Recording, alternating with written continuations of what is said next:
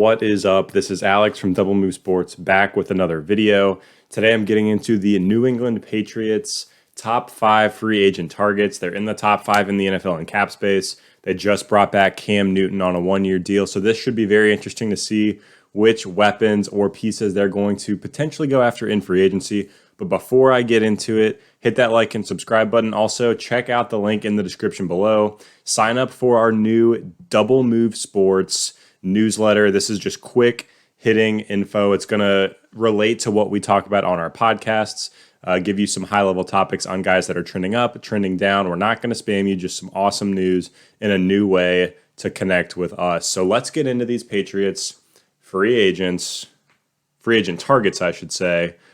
And number 1 on the list is Kenny Golladay. And this should not be a surprise.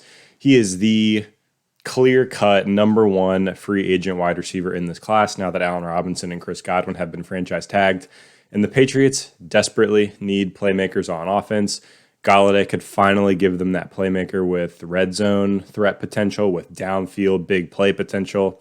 And I honestly thought Cam Newton looked pretty washed last season. But to be fair to Cam, he looked okay on the ground, and in the passing game, he had barely Julian Edelman at 34 years old, Jacoby Myers, N'Keal Harry, who's just an absolute bust, Damiere Byrd. Like, he had nothing. So get Cam Newton, a guy like Kenny Golladay. He succeeded when he had Kelvin Benjamin back in the day, but Kenny Golladay is actually good in this situation. So who knows? Maybe we see Cam Newton elevate his game in New England. Jacoby Myers, I think, could come back and be a very solid number 2 wide receiver. They might address the tight end spot as well, but started off with that big weapon in Kenny G. Now moving down to number 2, I've got Jonnu Smith, tight end from the Tennessee Titans, and this continues to just be all about the playmakers on offense for the New England Patriots. They love to use the tight end, and we haven't really seen the production or the talent from the position since Gronk left. So Jonnu Smith is an athletic tight end who can block, who can be that safety valve, that underneath option for Cam Newton. But he's a tight end that also has wheels to take it to the house. He runs a 4.6 40. I think his on-field speed might be even faster than that. This dude can absolutely move. So we saw Cam Newton really rely on Greg Olsen back in the Carolina days. He could rely on Jonnu Smith in this offense as that check down target, but Jonnu can actually turn and burn as well. So number 2 on the list is Jonnu Smith at tight end.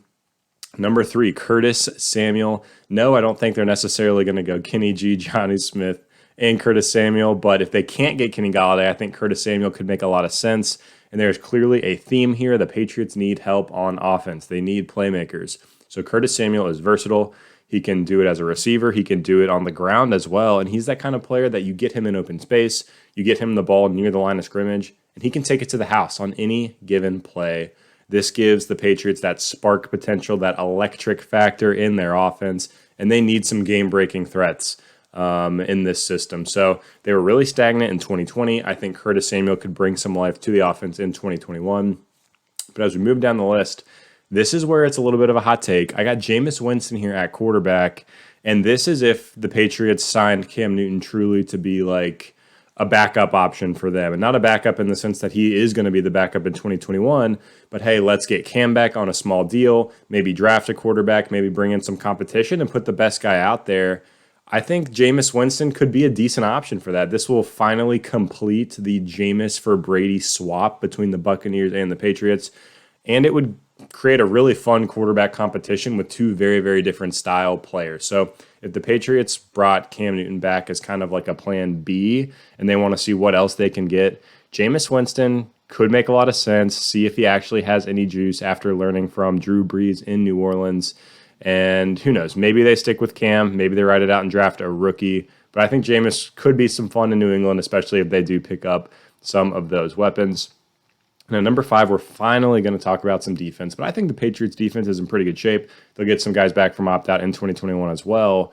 But I have Patrick Peterson here, cornerback from the Arizona Cardinals. He gives this Pats defense more veteran leadership. He is still playing at a pretty high level, even for his age at corner. There's rumors swirling about Stephon Gilmore and his future in New England. So if you bring in Patrick Peterson, you have some flexibility to move on from Gilmore if he really forces his way out. So I think the Pats D could come back strong again in 2021. Bringing in Patrick Peterson, not only would give you depth at a much needed position in the NFL, but gives you some flexibility, gives you a veteran leader who I think would be perfect in a Bill Belichick system and on a Bill Belichick team. So really quickly, I will recap here. At number 1, Kenny Golladay. Number 2, Jonnu Smith. Number 3, Curtis Samuel. Number 4, Jameis Winston. And number 5, Patrick Peterson. I want to see in the comments down below who you think the Patriots will sign this offseason. Also, let me know what team you want to see me break down next. As always, hit like and subscribe. It helps us out a ton here at Double Move Sports. But again, this is Alex, and we will see you next time.